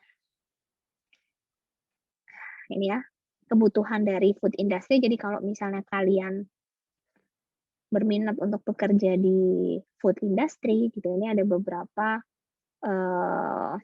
hal yang bisa dilakukan oleh profesional gizi di level food industry. Bisa di product development, ya ini biasanya di R&D, research and development. Di product positioning, ini juga bisa ke arah marketing ya. Kemudian berdialog dengan Badan POM, ya terkait dengan klaim, informasi nilai gizi dan lain sebagainya. Biasanya regulatory affair. Kemudian advertising and promotion, ini hampir sama dengan product positioning, biasanya di marketing. Kemudian answer customers queries, ini juga bisa dilakukan. Jadi kayak semacam perpanjangan tangan dari food industry-nya itu untuk menjawab pertanyaan-pertanyaan seputar produk maupun seputar hal-hal yang berkaitan dengan gizi dan kesehatan. I might say semacam customer service, tapi sebenarnya bukan customer service ya. Ya bisa dibilang konsultan lah, konsultan gizi gitu ya. Kemudian bisa juga peran dari ahli gizi itu adalah untuk melihat kira-kira kesempatan ke depan itu produk-produk yang seperti apa gitu ya, karena kita bisa memforecast kan, melihat gitu ke depan tuh kira-kira yang jadi tren itu apa sih gitu. Ya ini untuk yang product development, mempelajari habitual dietnya itu seperti apa, jadi kebiasaan diet yang sekarang itu seperti apa, gapnya di mana, kayak misalnya nih dari hasil studi diet total ternyata 95% tuh konsumsi sayurnya masih kurang, berarti konsumsi seratnya juga kurang. Berarti kan ada nutrient gap ya, antara kebutuhan sama asupan dari hasil studi diet tadi. Nah dari situ akhirnya, oh bisa nih bikin produk yang bagaimana supaya bisa memenuhi kebutuhan serat harian. Ya bisa tadi ada soy joy dan lain sebagainya. Gitu ya. Kemudian menggunakan scientific research data, mengidentifikasi tren dari gizi dan kesehatan, ya kemudian bisa juga melihat kira-kira kebutuhan populasi tertentu itu apa sih yang mereka butuhkan gitu. Misalnya oh sekarang itu eranya makanan cepat saji gitu, tapi makanan cepat saji selalu identik dengan makanan yang tidak sehat gitu. Jadi bagaimana misalnya mendevelop satu produk makanan cepat saji yang dia itu dari segi yang dianggap tidak sehat tadi itu sudah dihilangkan. Ya, misalnya tinggi natrium, ini produknya sudah tidak tinggi natrium. Oh, tinggi lemak trans, oh ini sudah tidak tinggi lemak trans, misalnya seperti itu. Ya, itu contoh. Kemudian product positioning, ini memposisikan bagaimana kita ingin produk kita diterima oleh masyarakat. Jadi memposisikan produk kita, gitu. Jadi misalnya dilihat dari segi siapa sih sasarannya, siapa sih target konsumennya, ya. How the food is perceived relative to the competing option gitu. Karena kayak misalnya tadi produk teh deh, produk teh itu kan ada banyak banget ya, tapi positioning produknya itu beda-beda. Ada yang memang positioning produknya itu untuk yang kalangan menengah ke bawah. Jadi kalau misalnya kalangan menengah ke bawah, maka produk ini biasanya misalnya tidak tampak di supermarket yang besar. Tapi kalau di warung-warung kita bisa menemukan produk tersebut. Jadi contohnya kayak gitulah. Produk positioning. Kemudian dengan harga juga yang tidak terlalu mahal dan seterusnya. Gitu. Kalau misalnya produknya itu menawarkan klaim gizi tertentu, orang di warung mungkin nggak akan peduli ya dengan klaim gizi tertentu, makanya produk tersebut positioningnya tepatnya itu di mana. Gitu. Ya intinya seperti itu deh kalau produk positioning. Kemudian membicarakan terkait dengan aturan-aturan ya, dengan Badan POM, ini sangat butuh juga sih peran dari ahli gizi. Jadi kalau misalnya teman-teman suka terhadap policy gitu ya, public policy, kemudian suka berdiskusi dengan regulatory authorities, dalam hal ini yaitu Badan POM, ya, ini bisa masuk ke bagian yang namanya regulatory affairs. Karena dia harus bikin-bikin paper tuh, untuk benar-benar mastiin klaimnya ini tuh sesuai, gitu ya. Jadi klaimnya ini nggak asal-asalan. Ini ya contoh di bagian regulatory affairs untuk ini kan yang bisa ngisi kan ya dianggapnya si ahli gizinya, gitu kan. Jadi cari bukti atau referensi ilmiahnya, jadi klaimnya nggak boleh abal-abal.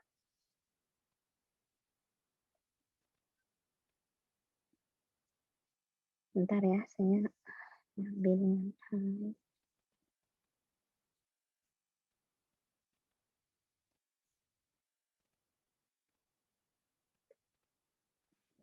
judul dokumennya apa, tanggal publikasinya berapa, penulisnya siapa, dipublikasikan di mana, kemudian ringkasan informasinya. Berarti kan ini memang kita benar-benar harus mampu membaca jurnal, kemudian mengekstrak informasinya, yang ini bisa mendukung claims yang dibuat oleh produk tersebut. Gitu. Ini proses yang cukup panjang sih, apalagi di Indonesia dengan birokrasi yang sudah. Jadi memang regulatory affairs ini fungsinya sangat vital sekali. Kemudian advertising and promotion, ya bagaimana kita membuat produk knowledge ya, jadi supaya orang itu paham, tahu produknya ini tuh apa sih, manfaatnya apa, value-nya apa, dan seterusnya. Kemudian mengaplikasikan effective nutrition message atau bagaimana membuat pesan gizi yang efektif yang terkait dengan produknya gitu ya. Jadi kayak ini misalnya produk Pocari Sweat, closer to natural body food than water gitu ya. Dia bikin pesan kalau ini tuh lebih dekat sama komposisi cairan tubuh dibandingkan dengan air, karena kan dia memang ada ininya, ada elektrolit dan lain sebagainya. Ini ya, ini produk knowledge dari Aqua. Ada salah satu senior saya dulu yang memang bekerja sebagai, namanya kalau di perusahaan corporate manager, corporate marketing, corporate marketing ini yang memang salah satunya tadi fungsinya adalah membuat produk knowledge. Nah, ini produk knowledge-nya. Kenapa sih harus pilih Aqua? Kemudian ada beberapa informasi kenapa kok ibu hamil harus menyusui, harus minum air putih yang berkualitas, itu dapatnya bisa dari Aqua dan seterusnya. Gitu ya. Bahkan sekarang Aqua itu menggandeng call-nya itu kalau nggak salah Raisa ya. Dia nggak main-main loh. Key of leader-nya yang dijadikan semacam brand ambassador-nya itu si Raisa gitu ya. Karena ya Raisa dianggap sebagai seorang ibu yang biasanya kan kalau keputusan mau beli air apa, merek apa kan ibu ya. Nah di situ Raisa yang ditaruh di situ. Supaya ibu-ibu lain juga bukan meniru ya, tapi kayak mencontoh Raisa sebagai ibu yang bijak untuk memilih Aqua, intinya kayak gitu. Ada satu hal juga yang diceritakan sama teman saya di corporate marketing, itu salah satu strategi marketing yang dia gunakan itu juga mereka bikin kayak di desa-desa itu bikin kayak semacam, saya lupa sih namanya apa, intinya itu mereka bikin supaya orang desa itu lebih mudah untuk bisa mengakses baik itu pokoknya produk-produk Aqua, baik Aqua galon maupun Aqua yang botolan. Jadi dia kayak punya semacam Aquaman semacam Aquaman gitu di desa-desa gitu ya. Tugasnya memang untuk berkeliling, menyebarkan informasi, terus kasih tahu ini bisa beli di mana gitu. Ini juga salah satu strategi marketing yang berhasil juga meningkatkan penjualan Aqua juga ternyata. Itu kata teman saya sih seperti itu, yang bekerja di corporate marketing Danone. Ya, jadi karena Aqua belongs to Danone, jadi biasanya bekerja itu di Aqua, di Danone divisi Aqua, gitu, atau Danone divisi yang kan banyak produknya dari Danone itu tadi. Kemudian ini menjawab pertanyaan dari customer ya. Ada Asnese, kemudian ada ini Aku Menyapa, ada Sari Roti pun juga punya ada. Sari Roti Peduli, kemudian ada Soy Joy Footprint. Kemudian yang sekarang sudah mulai menggandeng juga Sarjana Gizi, kemudian ada juga dari Kebidanan itu produk susu tadi ya. Jadi saya pernah ikut juga salah satu follow-up susu merek lain. Itu dia punya benar-benar orang yang atau ya ahli gizi yang benar-benar standby untuk menjawab pertanyaan ibu-ibu via WA dan via WA sih waktu itu. Ya, via WA itu benar-benar diunggulkan juga gitu karena itu juga salah satu strategi marketing ya supaya orang lebih paham dengan produknya dan mau memilih produk yang dimarketingkan itu. Ya, kemudian melihat opportunities, kesempatan apa sih yang mungkin bisa dicapai ke depan. Ini hampir mirip sama produk development tadi ya. Itu kayak misalnya sekarang upcoming opportunity-nya lebih ke arah functional food. Ya, kan sekarang banyak nih tren-tren functional food atau makanan-makanan yang punya fungsi lain di luar fungsi yang memang sudah ada in origin. Ya, contoh-contoh nama pekerjaannya. Jadi kalian supaya besok terbiasa untuk mengenal istilah-istilah pekerjaan, jadi nggak asal daftar gitu ya. Kalian mesti lihat itunya ya, job description-nya juga. Ada commercial, corporate marketing, ini yang berminat benar-benar di dunia permarketingan. Ini namanya ini biasanya commercial, corporate marketing, nutrition advisor, medical representative, medical delegates, ini hampir sama sih. Ini cuma beda kalau nutrition advisor itu di Indofood.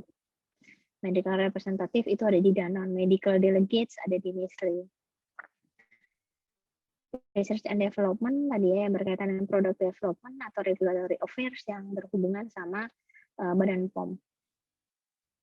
Ya, ini udah banyak. Ini semua S1 gizi ini bisa masuk. Dan sangat dibutuhkan jumlahnya banyak. Nah, selanjutnya bagaimana bisa create value added perception as a strategy. Ya, ini menambahkan fungsi-fungsi lain gitu dari suatu produk, terutama dari segi gizinya. Makanya kalau misalnya teman-teman dulu KWU ada yang saya bimbing, saya tuh selalu kayak dari produkmu ini. Karena kan apalagi kalian gizi gitu ya. Orang ketika ada misalnya saya sama siapa gitu jualan, masih A gitu jualan. Terus saya karena saya orang gizi saya bilang itu low calorie.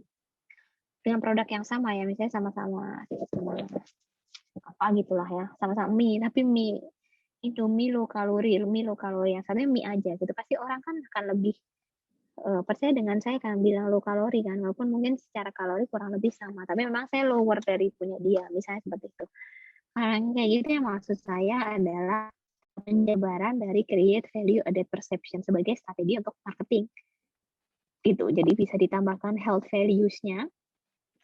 Apakah itu rendah lemak, nol kolesterol, ya, high fiber, low sodium, high vitamin E dan lain sebagainya. Kemudian nutrition enhance ya, ada tambahan atau fortifikasi gitu ya, atau functional food. Misalnya ada tambahan plant stanol ini ya, ada di produk-produk yang diklaim bisa menurunkan kolesterol. Ada plant stanolnya, kemudian dan lain sebagainya. Ya, intinya menambah value, menambah nilai lebih gitu dari satu produk. Itu kira-kira apa sih yang bisa diunggulkan dari suatu produk gitu. Karena sekarang kalau misalnya jualan produk yang tidak ada added value-nya itu kayak agak susah untuk dilirik juga kan sama customer.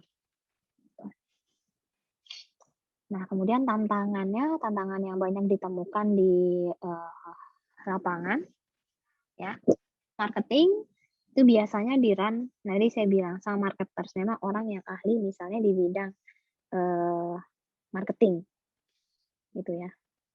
Jadi jarang yang benar-benar dipegang oleh orang yang ahli di bidangnya, semacam ahli gizi, ya nutritionist maupun dietitian. Jadi mereka nggak paham tuh bagaimana gizi, bagaimana regulasi makanan dan seterusnya.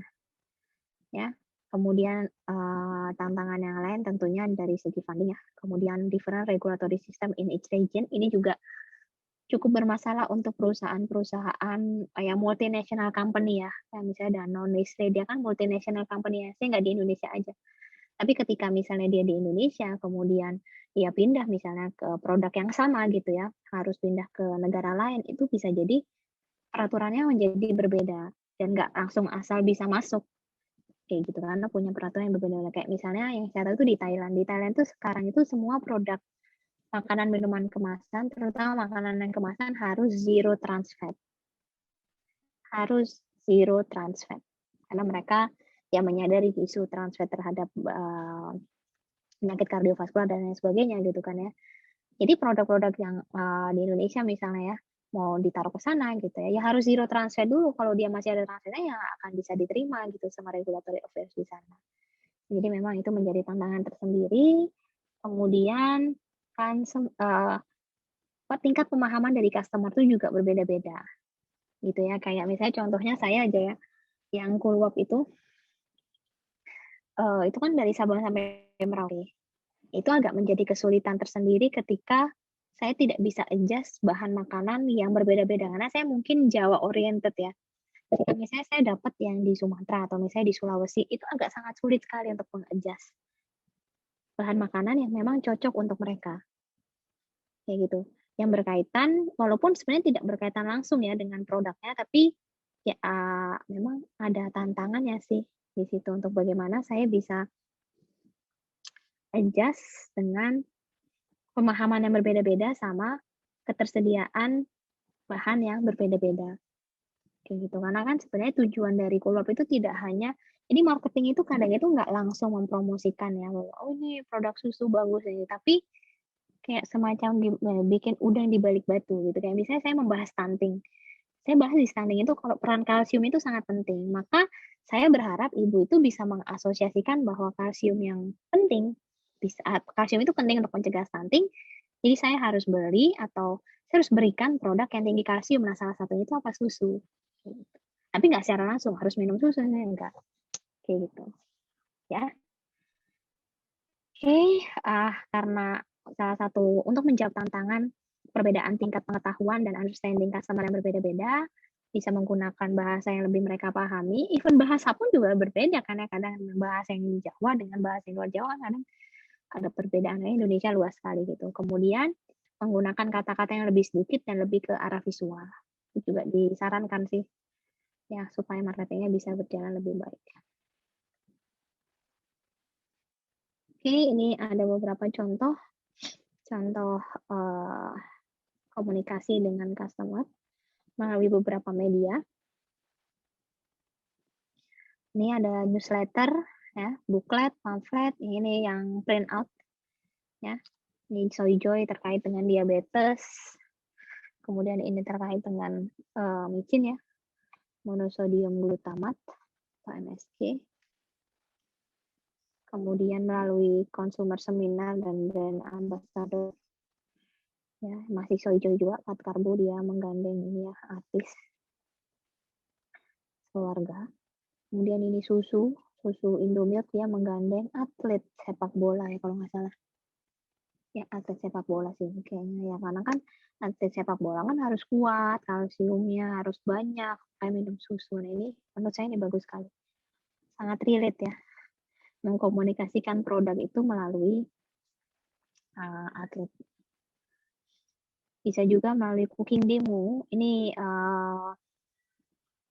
masih konvensional ya, maksudnya ini jenis-jenis komunikasi ke customer yang bisa dibilang konvensional karena masih harus bertemu. Yang ini maksudnya nggak memungkinkan di tahun 2020 dan 2021 ini karena kita sedang ada di masa pandemi gitu kan. Padahal ini dulu sangat banyak kan kayak gini, mungkin demo dan seterusnya. Ini sangat bisa sekali digunakan untuk mengkomunikasikan produk yang dimiliki sama Indofood ke customer. Ada special activity juga. Ini Pokari related banget sama olahraga berkeringat yang makanya dia mensponsori kegiatan running ini. Nah, ini yang saya maksud bagaimana sih supaya bisa create customer relationship, gitu. Jadi bagaimana suatu brand itu bisa terus-terusan diingat sama customer-nya, jadi customer-nya itu sering untuk repurchase ya melalui special activity seperti ini atau ini Promina Babies Hangout. Ya, ini kegiatan hangout dengan bayi-bayi yang berkaitan sama produk-produk Promina. Promina kan kebanyakan produk MPASI ya.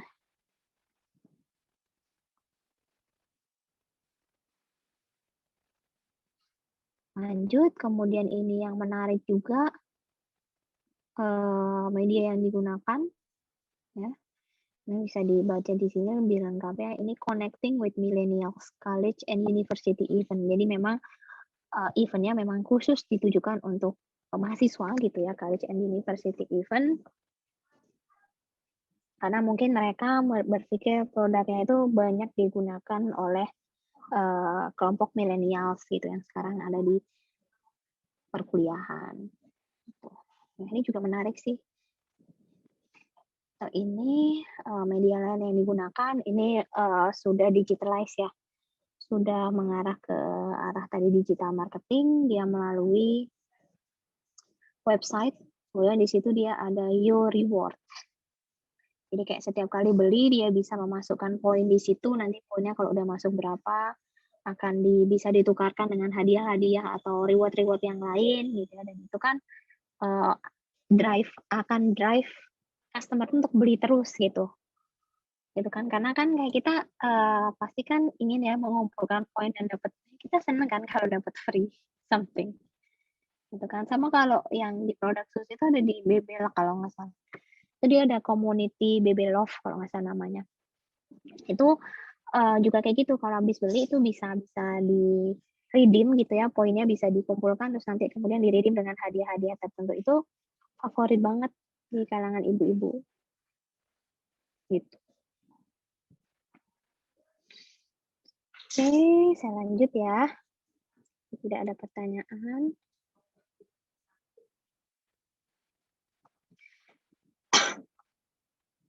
Bentar.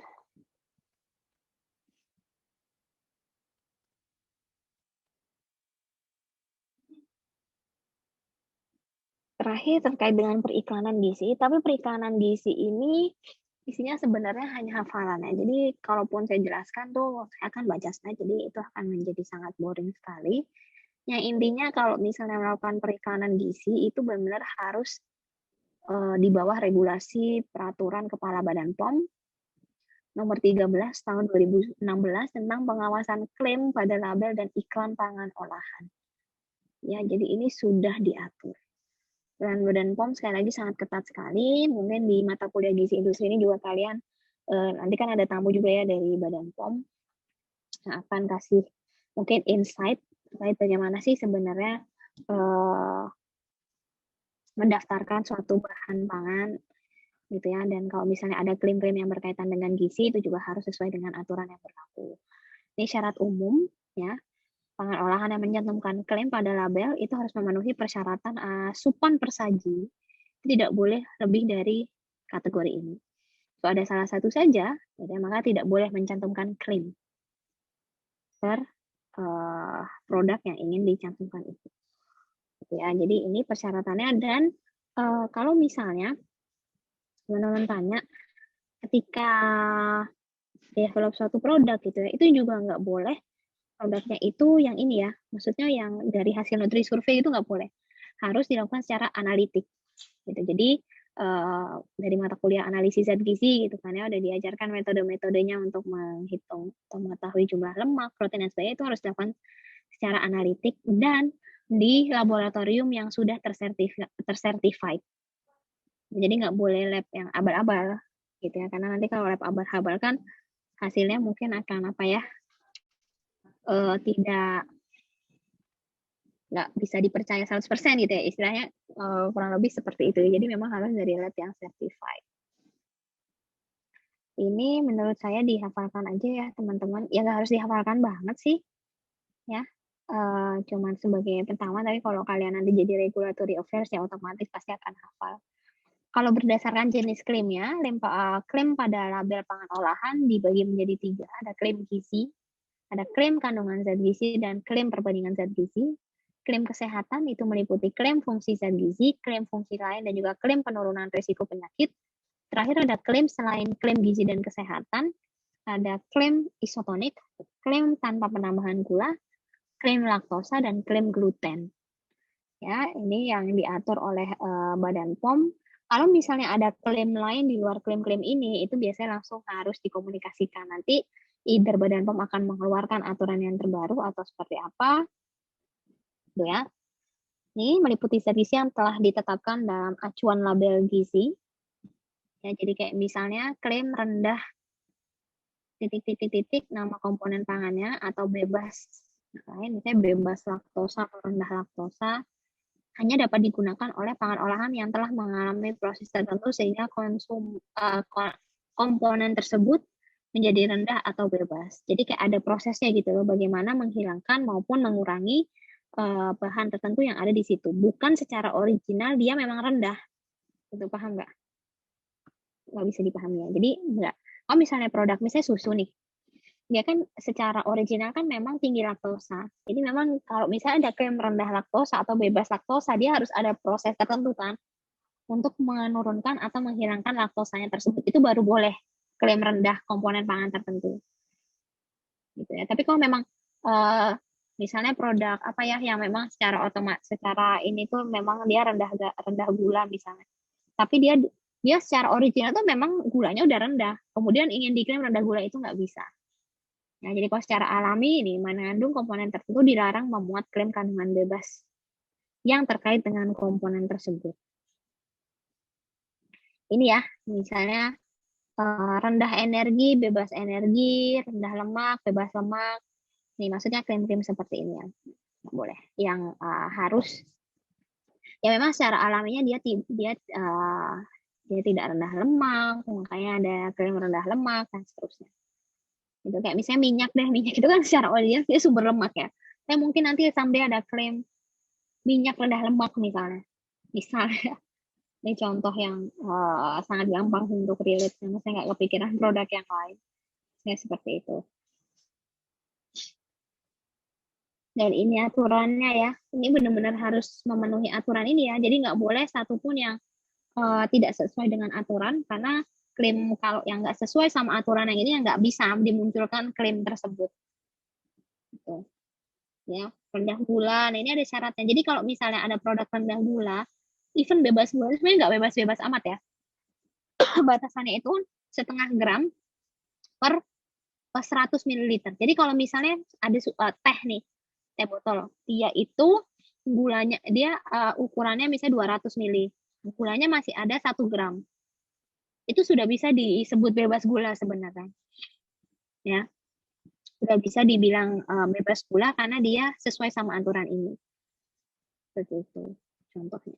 Ya, ini nggak perlu diharapkan juga sih, kayak saya juga artinya nggak ngeluarin ini ke soal UTS. Ya, kemudian selanjutnya ada perbandingan zat gizi. Untuk perbandingan zat gizi ini, pangan olahan yang dijadikan perbandingan harus sejenis dari produsen yang sama dan telah beredar. Perbedaan kandungannya dinyatakan dalam persentase, pecahan, dan atau angka mutlak. Kemudian perbedaan relatif kandungan zat gizi dibedakan paling sedikit 10% dari acuan label gizi, lebih tinggi atau lebih rendah. Untuk zat gizi mikro kecuali yang natrium, sedangkan untuk energi dan zat gizi lain termasuk natrium paling sedikit 25%. Ya, jadi ini aturannya yang memang sudah harus disepakati. Ya, maksudnya ini satu hal yang tidak bisa dinegosiasikan gitu ya. Kemudian perbedaan mutlak paling sedikit memenuhi persyaratan rendah atau sumber sebagaimana ditetapkan pada klaim yang sebelumnya tadi. Ya, ini tipe klaimnya kayak misalnya diperkaya itu loh guys, difortifikasi. Nah ini klaim-klaim kayak gitu loh maksudnya. Dikurangi ya, atau lainnya yang maknanya sama. Jadi perbedaannya harus seperti apa? Ini syarat-syarat yang harus dipenuhi. Kemudian ada klaim kesehatan. Klaim kesehatan ini klaim yang sering juga ya untuk dilakukan di beberapa produk. Paling sedikit harus memenuhi persyaratan sumber. Jadi misalnya fungsi dia mau ngeklaim fungsi serat pangan di situ, ya, maka dia harus mencantumkan atau harus memenuhi persyaratan mencantumkan komponen penyusun dari sumber serat itu apa, kemudian mengandung serat paling sedikit 3 gram per sajian. So, misalnya dia mau klaim vitamin A. Vitamin A itu dapat membantu mempertahankan keutuhan lapisan permukaan mata, saluran pencernaan, saluran pernafasan, dan kulit. Jadi, kalau misalnya fungsi dari serat itu kan, atau fungsi dari vitamin A itu kan sebenarnya banyak ya.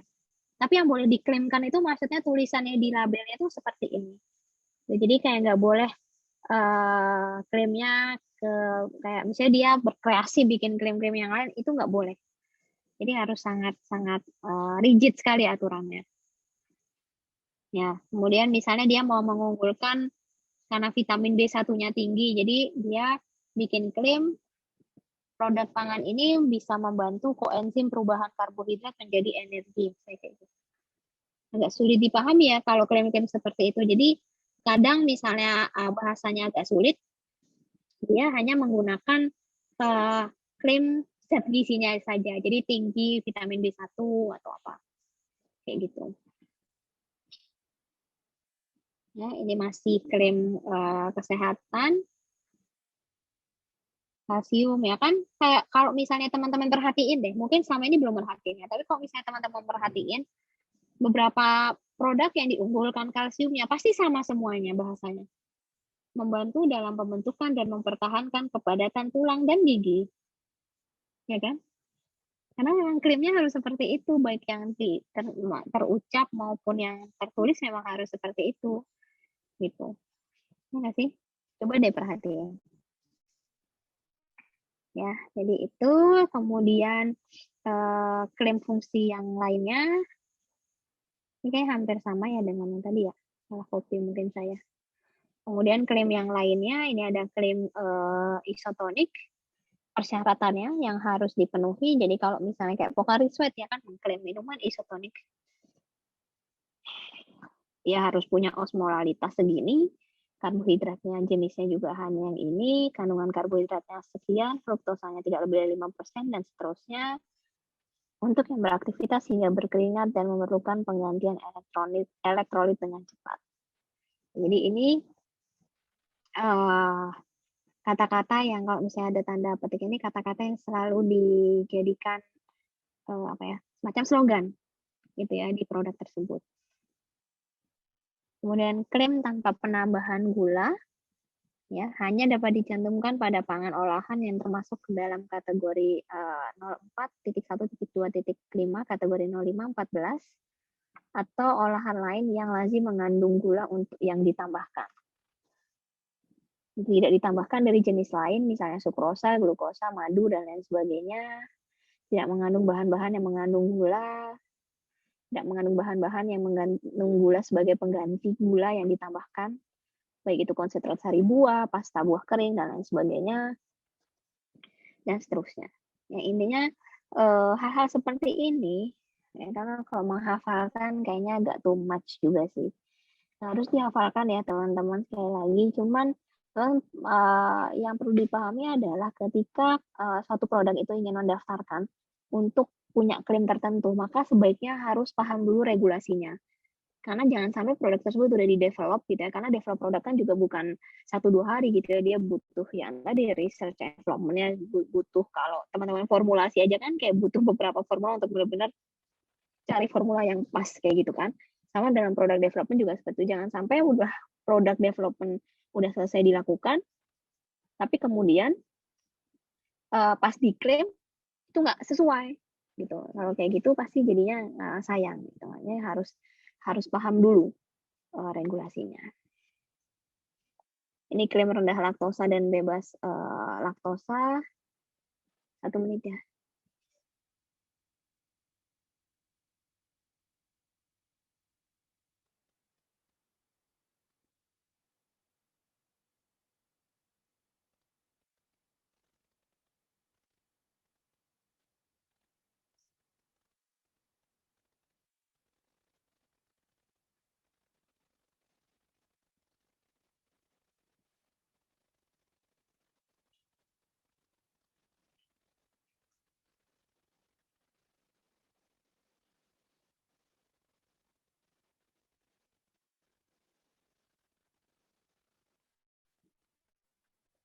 ada klaim rendah laktosa, kemudian klaim bebas laktosa. Ini udah jelas ya, banyak pada produk-produk susu gitu. Kemudian klaim bebas gluten atau rendah gluten biasanya pada produk-produk sereal, ya, sumber-sumber karbohidrat gitu ya. Itu syarat-syaratnya. Oke.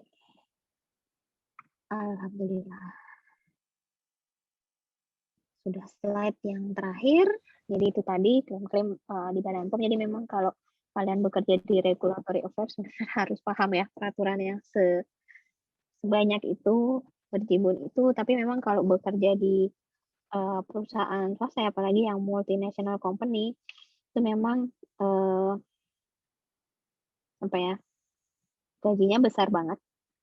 Dan itu cocok juga untuk yang suka tantangan gitu. Jadi kayak setiap hari ada gitu yang baru. Itu saya dulu pernah cerita sedikit waktu lulus S1 itu saya ikut pitching di Nestle. Saya itu selalu bermimpi untuk bekerja di Nestle ya, karena menurut saya itu salah satu, karena Nestle kan punya Nestle Nutrition Institute dan sebagainya. Jadi menurut saya kayak wow banget waktu dulu saya masih S1. Itu lucu deh waktu apa namanya rekrutmennya. Jadi rekrutmen pertama banget itu adalah 3 minutes pitching. Jadi kita disuruh pitching 3 menit. Like, kenapa kamu? Pertanyaannya bisa random banget. Kalian nggak dikasih tahu waktu masuk dan harus pakai bahasa Inggris. Jadi pas masuk disuruh menjawab pertanyaan dalam 3 menit. Kayak beberapa contoh pertanyaan kayak why you choose Nestle? Why you fit here? Kayak gitu-gitu. Jadi kenapa kamu milih Nestle? Kenapa kamu fit di sini? Jadi kalian at least mudah menyediakan jawaban-jawaban gitu ya. Untuk bisa menjawab 3 menit itu. Karena 3 menit kan cepet banget ya. Apalagi pakai bahasa Inggris tuh kayak jadi harus benar-benar latihan. Itu 3 menit. Jadi kayak 3 menit menentukan masa depan ya. Itu benar juga sih. 3 menit menentukan. Nah, baru setelah itu ada tahapan-tahapan selanjutnya. Tahapannya sangat panjang sekali kalau buat jadi perusahaan multinational company. Selain tadi 3 minutes, kemudian nanti ada tes tulisnya, bisa ada tes bahasa Inggris, sampai tes kesehatan. Tes kesehatan baru biasa, tes kesehatan terakhir sebelumnya itu ada wawancara sama user. Jadi sama benar-benar atasan kita nanti, calon atasan langsungnya itu siapa. Kayak gitu. Baru terakhir tes kesehatan. Kalau misalnya lolos, baru deh kerja di situ. Silakan kalau ada yang mau ditanyakan, mungkin 1-2 pertanyaan ya, karena waktunya juga sudah habis, kalau nggak salah sampai 14.40 ya.